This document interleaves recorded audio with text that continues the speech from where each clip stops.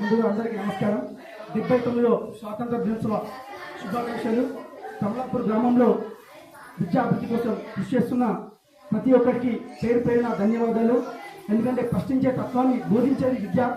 విద్య ఉన్న వాళ్ళు ఏదైనా ప్రశ్నించగలుగుతారు, మాట్లాడగలుగుతారు. ఎందుకంటే మనం ప్రతి ఏదైనా కావాలన్నప్పుడు అది క్వశ్చన్ చేస్తేనే వస్తుంది. మౌనంగా ఉంటూ మనం కూడా అన్యాయం కానీ అక్రమాలు జరిగినా కానీ మనం నోరు మూస్తూ ఉంటే మనిషికి జంతువుకి తేడా లేదు. కాబట్టి మనం చదువుకున్న వాళ్ళం కాబట్టి విద్యార్థులం కాబట్టి ప్రశ్నించాలా, చదువుకునే వాళ్ళకి ఇంకా ప్రోత్సహించాలా. ఈ విద్య కోసం విద్యార్థులు రావట్లేదని చెప్పేసి మన సార్ చెప్పారు. ఎందుకంటే ఖచ్చితంగా ఇంటికి తిరగాల. ఆగస్టు 15 జనవరి 26 రోజు ఇక్కడ కూర్చుని మాట్లాడడం కాదు.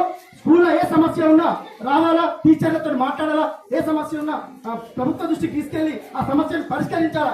ఎందుకంటే ఆగస్టు 15 రోజు జనవరి 26 రోజు మనం స్టేజ్ మీద మాట్లాడడం కాదు. మిగతా రోజు కూడా ఈ నాయకులు కానీ మన యువకులు కానీ ఖచ్చితంగా స్కూల్కి రావాలా, ప్రశ్నించాలా, ఏం పనులు చెప్తున్నాయని మనం అడగాల. మన కమలాపూర్లో దాదాపు మన ఊరు మనబడి కింద 18,33,352 రూపాయల నిధులు వచ్చినాయి. ఈ విషయం ఎవరికైనా తెలుసా? మనం తెలుసుకోవాలా. మనకు ఆర్టీఐ చట్టం ద్వారా మేము తీసుకున్నాం.